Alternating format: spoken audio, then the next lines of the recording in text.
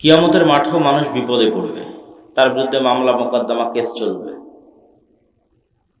কিন্তু কিয়ামতের মাঠেও মানুষ টাকা দিয়ে বাঁচতে পারবে, জরিমানা দিয়ে বেঁচে যাবে। আপনার বিরুদ্ধে কেউ মামলা করেছে, জজ সাহেব যেমন আপনার জন্য জরিমানা নির্ধারণ করে দিয়ে বেঁচে গেলেন, এরকম কিয়ামতের মাঠেও আপনি যে কোনো মামলা টাকা দিয়ে বের হয়ে আসতে পারবেন। কিন্তু কিয়ামতের মাঠে ইনস্ট্যান্ট টাকা নেওয়ার কোনো সুযোগ নাই। দুনিয়া থেকেই কোটি কোটি টাকার মালিক কিয়ামতের মাঠে হয়ে উঠতে হবে। দুনিয়াতে যেমন কোটি কোটি টাকার মালিক হওয়ার সুযোগ সুবিধা আছে, কিয়ামতের মাঠেও কোটি কোটি টাকার মালিক হওয়ার সুযোগ সুবিধা আছে। তবে কোটি কোটি টাকার মালিক কিয়ামতের মাঠে হতে হলে দুনিয়া থেকে দিয়ে যেতে হবে। ওখানে উপস্থিত কোনো বুদ্ধি নাই যে আজকে টাকার তো খুব দরকার, টাকা কোথায় পাবো, কোনো বুদ্ধি নাই। আমার পূর্বের বক্তা বলছিলেন জান্নাত বিক্রি হয়, সেটা আরেকটু আপনাদের বুঝিয়ে বলি। আপনাদের কেউ কি দাবি করতে পারবেন যে আমি আমার জীবনে এক ওয়াক্ত সালাতও কাজা করিনি, এক রাকাত সালাতও কোনোদিন ভুল পড়িনি, পুরো সালাতে সবসময় আল্লাহর কথাই স্মরণে রেখেছি, এরকম শতভাগ নিখুঁত সালাতের গ্যারেন্টি কেউ দিতে পারবেন? তো মানুষ আল্লাহকে চ্যালেঞ্জ দিয়ে বলতে পারবে না যে আল্লাহ সালাতেও তো একটাও মিস দেয়নি, আর সালাতে তো কোনোদিন তোমার কথা বাদ দিয়ে অন্য কারো কথা স্মরণ করিনি, তাহলে জান্নাত দিবা না কেন? এই প্রশ্ন করার ক্ষমতা পৃথিবীর খুব কোনো মানুষের নাই বললেই চলে। যে সালাতের দিকে, ইবাদতের দিকে যদি কেউ ঠিক থাকে আর একদিকে নাই, সেটা কি? গুনাহ মুক্ত থাকা। পৃথিবীর কোনো মানুষ দাবি করে বলতে পারবে না যে না আমি শতভাগ নিষ্পাপ। তো শতভাগ নিষ্পাপ, অতএব তুমি আমাকে কেন জান্নাত দিবা না? তাহলে মানুষের জান্নাতে যাওয়ার ভরসা সালাত, সিয়াম, হজ, যাকাত, ইবাদত এগুলো দিয়ে হচ্ছে না। কেন হচ্ছে না? ওগুলোতে মানুষের ভুল ত্রুটি হয়েই যায়। আর একটা কেন দিয়ে হচ্ছে না? একদিকে ইবাদতই ঠিক মতো করেনি, আর একদিকে গুনাহের বোঝা আছে। তাহলে রাস্তা কই? রাস্তা নাই তো। ফলত মানুষকে আল্লাহ সুবহানাহু ওয়া তাআলার সামনে হাত পাততে হয় যে আল্লাহ তুমি অনেক বড় দয়ালু, ইবাদতও ঠিক মতো করতে পারিনি, গুনাহ অনেক জমা হয়ে আছে, ক্ষমা করে দাও। আল্লাহর দয়া এবং ক্ষমাতে জান্নাত যেতে পারবে, দাবিতে নয়। কিন্তু দাবিতে জান্নাত যাওয়ার দুটো রাস্তা আছে, এখানে গ্যারেন্টি নিশ্চিত জান্নাত। তার একটা হচ্ছে মানুষ আল্লাহর রাস্তায় যুদ্ধ করে জীবন দিয়ে দিবে। ইন্নাল্লাহা আশতারা মিনাল মুমিনিনা আনফুসাহুম ওয়া আমওয়ালাহুম বিআন্না লাহুমুল জান্নাহ। সত্যি যদি নিয়ত বিশুদ্ধ থাকে, সত্যিকার অর্থে যদি জিহাদে অংশগ্রহণ করে থাকে, বাড়ি থেকে বের হয়েছে কিন্তু আর ফিরে আসেনি, আল্লাহ সুবহানাহু ওয়া তাআলা তাকে শহীদ হিসেবে কবুল করেছে, তাহলে ও দাবিতে জান্নাতে যাবে। কেননা ওর রক্তের ফোঁটা পড়ার পূর্বে যা যা এই কমতিগুলো ছিল, ইবাদতের কমতি আর গুনাহ, সবগুলোর কাফারা হিসেবে তার জীবনকে গ্রহণ করে নেওয়া হয়েছে। তাহলে এখন তার বাধা প্রদানকারী কিছু থাকলো না। ও এখন ওর কাছে জান্নাত এখন বিক্রি হয়ে গেছে। তো বিক্রি হওয়া জিনিসের উপর দাবি থাকে, এটা তো আমি কিনেছি, কে এখানে ঢুকতে বাধা দেবে? এটা আমার হাতে দলিল আছে, কেউ ঢুকতে বাধা দিতে পারবে না। ক্রয়কৃত জমিতে ঢুকতে কে বাধা দিবে? তা আপনি যেমন গুলশানে প্লট এবং ফ্ল্যাট কিনতেছেন, আল্লাহ সুবহানাহু ওয়া তাআলা বলছে আমি জান্নাতের প্লট আর ফ্ল্যাট সেল করতেছি, কে কিনবে? কেনার একটা রাস্তা জীবন দিয়ে দিতে হবে আল্লাহর রাস্তায়, কেনার আর একটা রাস্তা হচ্ছে টাকা দিয়ে কিনতে হবে। তাহলে কি হবে?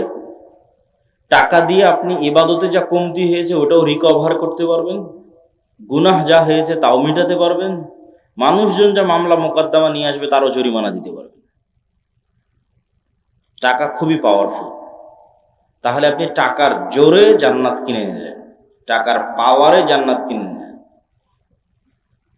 কিন্তু ওই পরিমাণ টাকার মালিক হয়ে তো উঠতে হবে।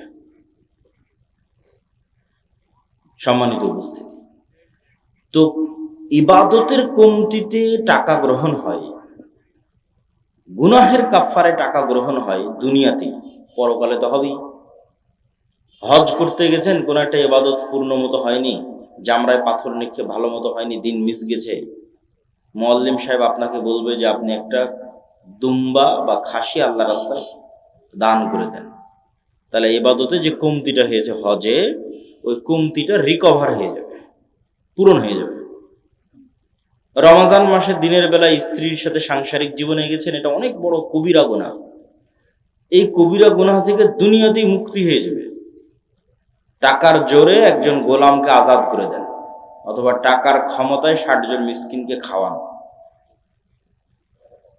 তো টাকা দিয়ে দুনিয়াতেই গুনাহের কাফারা এবং নেকির কমতিতে, ইবাদতের কমতিতে রিকভারি হয়। এটা কিয়ামতের মাঠেও হবে। আবার মানুষজন যখন মামলা মোকদ্দমা নিয়ে আসবে তখনও হবে।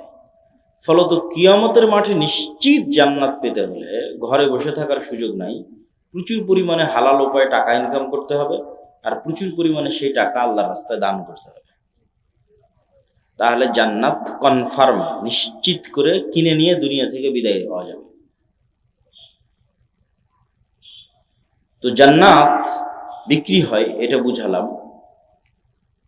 গোলামি থেকে মুক্তির জন্য অর্থনৈতিক মুক্তি জরুরি, এটা কেন? রাসূলুল্লাহ সাল্লাল্লাহু আলাইহি ওয়াসাল্লাম যখন মক্কা থেকে হিজরত করে মদিনায় আসেন, তখন মদিনার সকল টাকা পয়সার মালিক ছিল ইহুদিরা। বাজার ঘাট সবকিছুর কেন্দ্র তাদের হাতে। এখন মদিনা সনদের চুক্তির ভিত্তিতে মুহাম্মদ সাল্লাল্লাহু আলাইহি ওয়াসাল্লাম মদিনা নামক রাষ্ট্রের প্রধানমন্ত্রী। এখন প্রধানমন্ত্রী আমি, কিন্তু টাকার কন্ট্রোল আমার হাতে নাই। তাহলে এই দেশ আমি চালাতে পারবো না, সম্ভব নয়। ওটাকে বলা হয় ঢাল নাই, তলোয়ার নাই, নিধিরাম সর্দার। নামকা অস্তে বসে আছে, কিন্তু ক্ষমতা প্রয়োগের মাধ্যম নাই। তো মুহাম্মদ সাল্লাল্লাহু আলাইহি ওয়াসাল্লাম খুব ভালোভাবে জানতেন যে মদিনার টাকার কন্ট্রোল যতক্ষণ আমার হাতে না আসবে, ততক্ষণ এই মদিনায় প্রকৃত শাসন তৈরি করা কঠিন আছে। ইহুদিদের কাছে নত থাকতে হবে। এই জন্য রাসূলুল্লাহ সাল্লাল্লাহু আলাইহি ওয়াসাল্লাম প্রথম আদেশেই আনসার এবং মুহাজিরদের মধ্যে মুআলাত, আল ওয়ালা, মুআলাতের সম্পর্ক তৈরি করে দিলেন, যে প্রত্যেক আনসার তার যা সম্পদ আছে সেটার একটা অংশ মুহাজিরদের দিয়ে দিবে। কারো 10টা উট থাকলে 5টা দিয়ে দিবে, কারো 10 বিঘা জমি থাকলে 5 বিঘা দিয়ে দিবে। কেন? আনসারীরা কৃষক আর মুহাজিরেরা ব্যবসায়ী, যারা মক্কা থেকে আল্লাহর নবীর সাথে এসেছে, এদের রক্তে ব্যবসা আছে। স্বয়ং রাসূল সাল্লাল্লাহু আলাইহি ওয়াসাল্লাম ব্যবসায়ী। তাহলে মদিনার টাকার কন্ট্রোল হাতে নিতে হলে ব্যবসা করা লাগবে, কৃষি কাজ করে হবে না। আর মদিনার আনসারীরা কৃষক, অতএব ওরা ওদের সম্পত্তি অর্ধেক অর্ধেক করে মুহাজিরদের বুঝিয়ে দিক, মুহাজিররা ওইটা নিয়ে ব্যবসা শুরু করবে। অল্প কয়েকদিনের মধ্যে মদিনার টাকার কন্ট্রোল চলে আসবে মুহাম্মদ সাল্লাল্লাহু আলাইহি ওয়াসাল্লামের সাহাবীদের হাতে। হলোও তাই। আল্লাহর নবীর জীবদ্দশাতে ওসমান বিন আফফান, আব্দুর রহমান বিন আউফ, জুবাইর ইবনুল আওয়াম, এরা মদিনাতে কোটিপতি হয়ে গেল। এবং টাকা দিয়ে যে গোলামি থেকে মুক্তি হয়,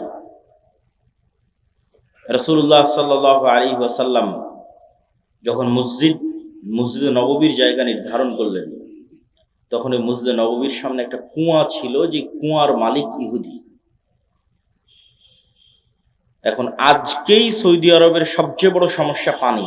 তাদের 1500 বছর আগে পানির কি প্রয়োজন ছিল মরুভূমির দেশে, আর মুসলমানদেরকে ওযু করা লাগে 5 বার।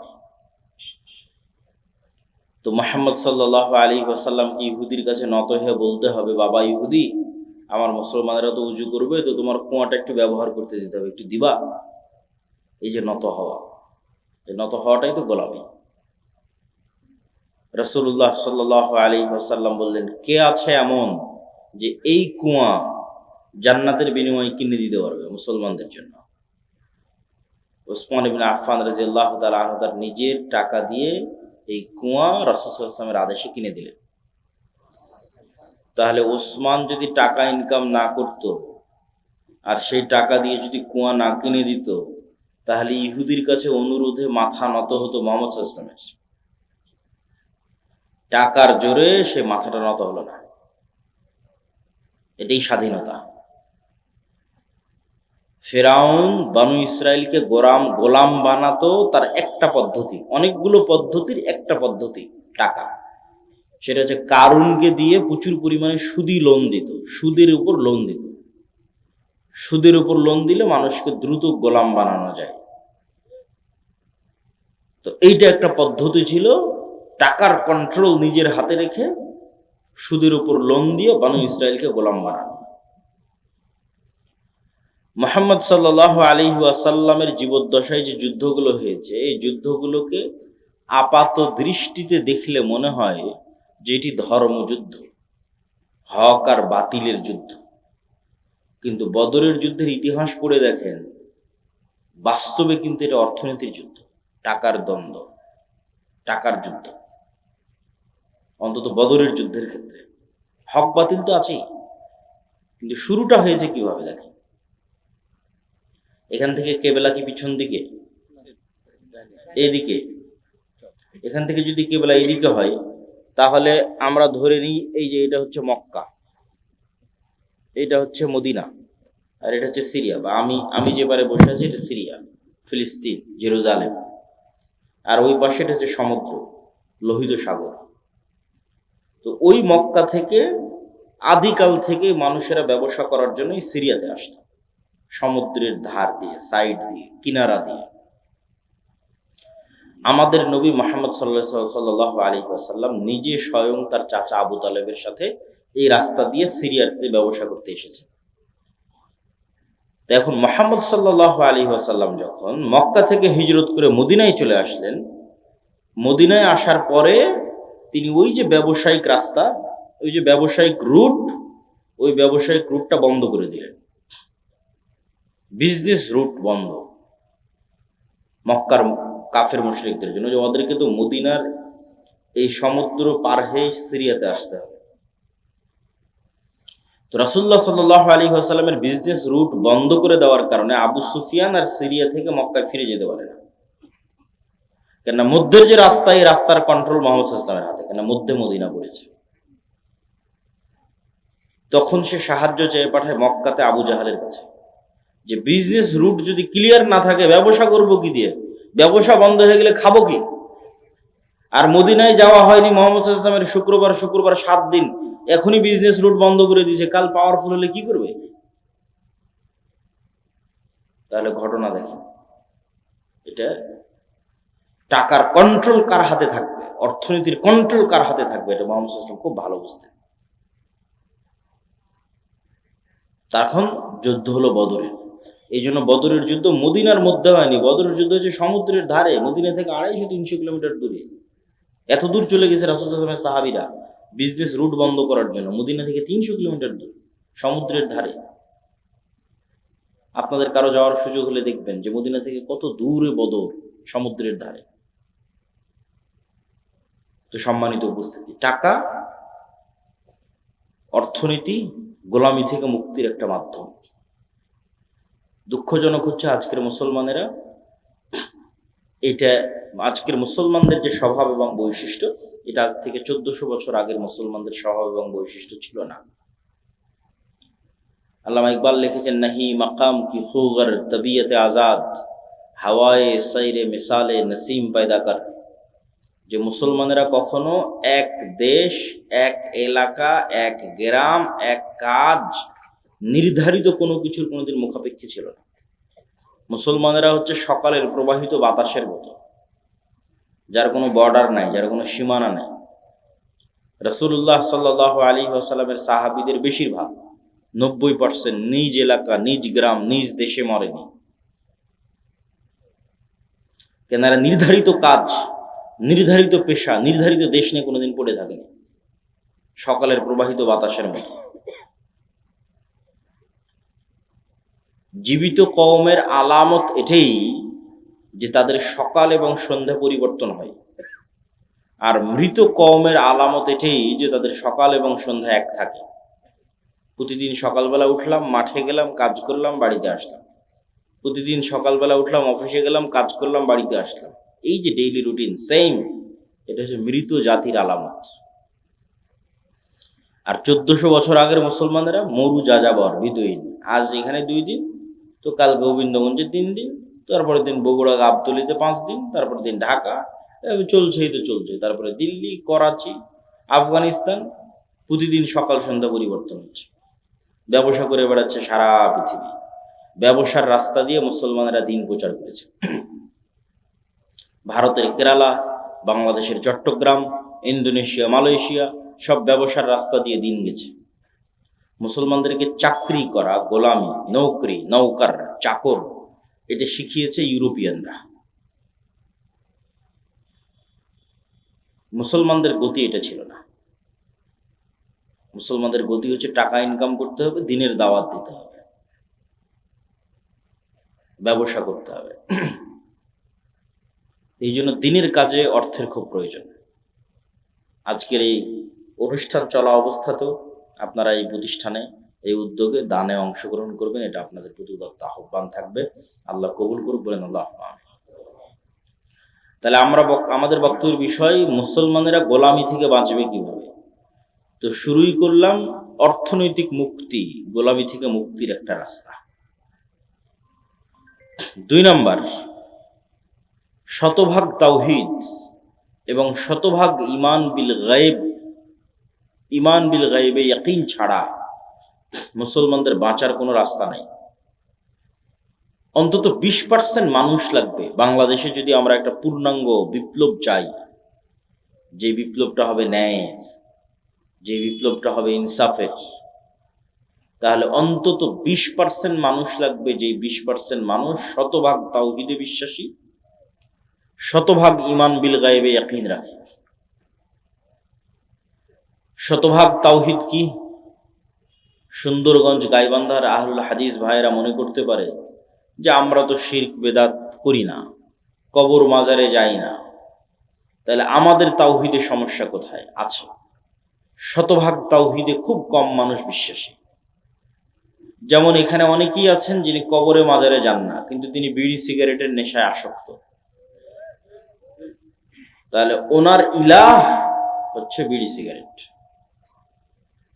ইলাহাহু হাওয়া, মনের প্রবৃত্তি তার ইলাহ। সে আল্লাহর ইচ্ছার সামনে নিজের ইচ্ছাকে জবাই করতে পারেনি।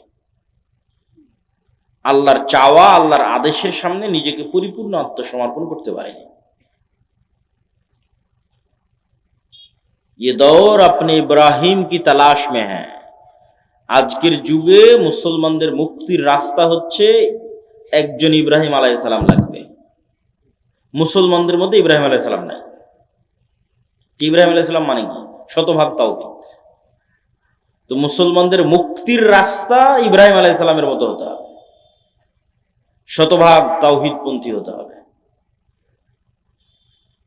আপনি টাকার জন্য, দুনিয়া এবং বস্তুবাদী চিন্তাধারার জন্য হালাল হারামের চিন্তা চেতনা বাদ দিয়ে দিয়েছেন, ক্ষমতার জন্য বাদ দিয়ে দিয়েছেন, নারীর জন্য বাদ দিয়ে দিয়েছেন, বিড়ি সিগারেট নেশার জন্য বাদ দিয়ে দিয়েছেন। তাহলে এগুলো প্রত্যেকটাই দাসত্বের জিনজির। এগুলো পূর্ণাঙ্গ তাওহীদের প্রমাণ বহন করে না। যখন আপনি সব কিছু থেকে মুক্ত, আপনার হৃদয়, আপনার কলব যখন টাকার প্রাধান্য থেকে মুক্ত, টাকার আধিপত্য থেকে মুক্ত, দুনিয়ার খ্যাতির নেশা থেকে মুক্ত, দুনিয়ার ক্ষমতার লোভ থেকে মুক্ত, নারীর নেশা থেকে মুক্ত, বিড়ি সিগারেট জুয়া ফ্রি ফায়ার পাবজি এগুলোর নেশা থেকে মুক্ত, এই কলব শুধু ওটাই পছন্দ করে যেটা আল্লাহ পছন্দ করে, শুধু ওটাই ভালোবাসে যেটা আল্লাহ ভালোবাসে, ওটাই করতে মনে চায় যেটা আল্লাহ সুবহানাহু ওয়া তাআলা বলেছেন, ওইটাকে ঘৃণা করে যেটাকে আল্লাহ সুবহানাহু ওয়া তাআলা ঘৃণা করেছেন। এইভাবে যখন ইব্রাহিম আলাইহিস সালাতু ওয়াস সালামের মতো হয়ে যাবে, এবার গোলামি থেকে মুক্তির রাস্তা শুরু হয়ে যাবে। রাষ্ট্র কিভাবে তৈরি হয়? ইবনে খালদুন লিখেছেন, রাষ্ট্রের অন্যতম একটা ভিত্তি হচ্ছে আসাবিয়্যাহ, কোন নির্দিষ্ট একটা জিনিসের উপর কঠোরতা। পৃথিবীর সব রাষ্ট্র কোনো না কোনো একটা জিনিসের উপর কঠোর হওয়ার মাধ্যমে ওই রাষ্ট্র গড়ে উঠেছে। যেমন এখনকার যত নেতা দেখতে পাবেন বাংলাদেশের অথবা এরকম মুসলিম দেশের, সবার মুখে দেখবেন জিকির চলে, গণতন্ত্র গণতন্ত্র, আমরা গণতান্ত্রিক রাষ্ট্র তৈরি করব, গণতন্ত্রের জন্য আন্দোলন করেছি, গণতন্ত্রের জন্য জীবন দিয়েছি, গণতন্ত্র মুখ। তাহলে এই রাষ্ট্রটা তৈরি করা হচ্ছে গণতন্ত্রের উপরে, এটাই আসাবিয়্যাহ। ঠিক ভারতের ওদেরকে দেখবেন ওরা কিসের উপর রাষ্ট্র চলছে? হিন্দুত্ববাদ, হিন্দুত্ববাদ, হিন্দুত্ববাদ। এইটাই ওদের আসাবিয়া। তো আপনি মুসলমানেরা ততক্ষণ পর্যন্ত স্বাধীন হতে পারবেন না যতক্ষণ না আপনি আপনার দিনের উপর কঠোর হতে পারবেন। এইটার উপর ভিত্তি করে রাষ্ট্র তৈরি হয়ে যাবে। আপনিও স্বাধীন হয়ে যাবেন, রাষ্ট্র স্বাধীন হয়ে যাবে। কিন্তু শতভাগ তাওহীদপন্থী হতে হবে, নিজের দিনের উপর কঠোর হতে হবে। নিজের দিন নিয়ে কোনো হীনম্মন্যতা থাকা যাবে না। যেমনটা ইহুদিদের মধ্যে কোনো হীনম্মন্যতা নাই, তাদের দিন নিয়ে তাদের মধ্যে কোনো হীনম্মন্যতা নাই। আপনাদের চেয়ে বেশি টুপি ইহুদিরা পরে, আপনাদের চেয়ে বেশি দাড়ি ইহুদিরা রাখে, শতকরা, সংখ্যায় নয়। মানে বাংলাদেশের 16 কোটি মুসলমান, তো 16 কোটি মুসলমানের কত কোটি দাড়ি রাখে, এটার পার্সেন্টেজ কত, সেই পার্সেন্টেজের কথা বলতেছি। এটা নয় যে না গুনলে তো দেখা যাবে যে 1 কোটি মানুষ দাড়ি রাখে। ইহুদির সংখ্যা তো 1 কোটি নয়, কিন্তু ইহুদির সংখ্যা যদি 10 লক্ষ হয় তো তার 9 লক্ষ দাড়ি রাখে। তাহলে বাংলাদেশের মুসলমানের সংখ্যা 16 কোটি হলে অন্তত 15 কোটিকে দাড়ি রাখতে হতো, তাহলে বোঝা যাবে যে আপনি ইহুদির চেয়ে বিজয়ী। তো ইহুদিরা ওদের দিনের উপর কঠোর, শতভাগ কঠোর। পৃথিবীর কে কি বললো সেটা না পরোয়া করে না, কে সন্ত্রাসী বলবে, কে কি বলবে, এটার কোনো পরোয়া নাই। ওর ভাষা, ওর ল্যাঙ্গুয়েজ, ওর আদর্শ, ওর আকীদা, ওর দিনের উপর কঠোর হওয়ার মাধ্যমেই ওকে স্বাধীন হতে হবে, মুক্তি নিতে হবে, কোনো রাস্তা নেই। কিন্তু দুঃখজনক হচ্ছে যে আমরা মুসলমানেরা চিন্তা করি 47 এই দেশ তৈরি হলো ইসলামের উপর, ভারত তৈরি হলো সেকুলারিজমের উপর, আর সেই ভারতই 70 বছর পর কট্টর হিন্দুত্ববাদী হয়ে গেল। আর 70 বছর পর আমরা কি বলছি? আমরা সেকুলার, আমরা ধর্মনিরপেক্ষ, আমি অনেক ভালো, আমি মৌলবাদের সাথে নাই, আমি ইসলামের সাথে নাই। এটাই তো দাসত্ব, এটাই তো গোলামি। এই জন্য শতভাগ তাওহীদ ছাড়া, শতভাগ নিজের দিনের উপর কঠোর হওয়া ছাড়া গোলামি থেকে মুক্তির কোনো রাস্তা নেই। পয়েন্ট নাম্বার 2, ঈমান বিল গায়বে ইয়াকিন। ঈমান বিল গায়বে ইয়াকিনের মাধ্যমে গোলামি থেকে মুক্তির রাস্তা আছে। কিভাবে? মনে করেন আজকে আপনারা আমাকে বাংলাদেশের ক্ষমতা দিয়ে দিলেন, বাংলাদেশের ক্ষমতায় যাওয়ার পর আমি কালকে ঘোষণা দিয়ে দিলাম এই দেশ শতভাগ ইসলামী রাষ্ট্র। ঘোষণা দেওয়ার 1 সেকেন্ডের মধ্যে ভারত এবং আমেরিকা বাংলাদেশকে বয়কট করবে অর্থনৈতিকভাবে। অর্থনৈতিকভাবে বয়কট করার পর বাংলাদেশে এখন যে সুযোগ সুবিধা আপনারা ভোগ করতেছেন সেই সুযোগ সুবিধার ভোগ করতে পারবেন না। এই বিদ্যুৎ আর থাকবে না, থাকবে অনেক অল্প, হয়তো 20%, যতদিন না পূর্ণাঙ্গ উৎপাদন না করা হয়েছে। ভারতের আদানির লাইন বন্ধ করে দিবে, আরো কত কি, রাশিয়াটাও বন্ধ হয়ে যেতে পারে, সব বন্ধ হয়ে যাবে। বিদেশ থেকে ডলার আসবে না, ইউরো আসবে না, প্রবাসীদের ধরে ধরে পাঠিয়ে দিবে, অনেক কিছু। গার্মেন্টসে ক্রয় আদেশ বাতিল হয়ে যাবে। আপনার গাইবান্ধার কত মানুষ গার্মেন্টস থেকে ইনকাম করতেছে, ওরা ইনকাম পাবে না, বাড়ি ফেরত চলে আসবে।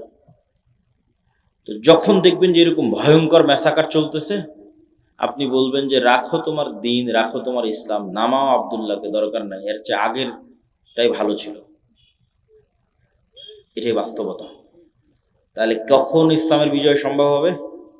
যখন অন্তত 20%, বাংলাদেশের অন্তত 20 থেকে 30% মানুষের ঈমান বিল গায়বে ইয়াকিন থাকবে। ঈমান বিল গায়ব কি? ঈমান বিল গায়বের একটা বড় পার্ট হচ্ছে পরকাল। 6 নাম্বার, ওয়াবিল আখিরাতি হুম ইউকিনুন, সূরা বাকারার মধ্যে আল্লাহ বলেছেন আল্লাযীনা ইউমিনুনা বিল গায়ব, যারা গায়বে ইয়াকিন রাখে। আর শেষ করছেন ওয়াবিল আখিরাতি হুম ইউকিনুন, পরকালে ইয়াকিন রাখে। তো পরকালে ইয়াকিন রাখা মানে কি? পরকালকে ভিজুয়ালাইজ করতে পারা, দেখতে পাওয়া। মুসলমানদের জীবন পরকাল ভিত্তিক। পরকালকে যতক্ষণ আপনি চোখ বন্ধ করে দেখতে না পাবেন, বারজাখী জীবনকে যতক্ষণ দেখতে না পারবেন, ততক্ষণ আপনি এই দুনিয়ার মোহ থেকে বের হয়ে আসতে পারবেন না। আর যতক্ষণ এই দুনিয়ার মোহ থেকে বের হয়ে আসতে না পারবেন, ততক্ষণ আপনাকে দিয়ে বিজয় হবে না।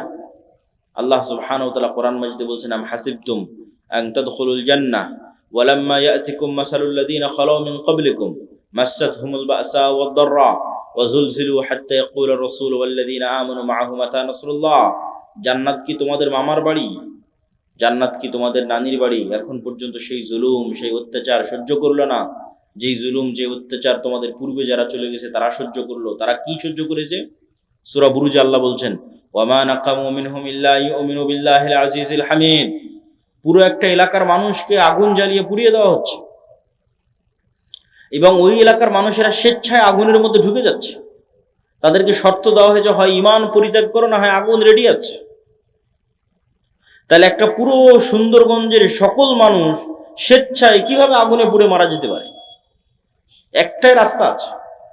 সুন্দরগঞ্জের মানুষ যেদিন দেখতে পাবে সামনে যে আগুনটা জ্বলতেছে, এটা জান্নাত। এটা কিসের আগুন? এটা জান্নাত।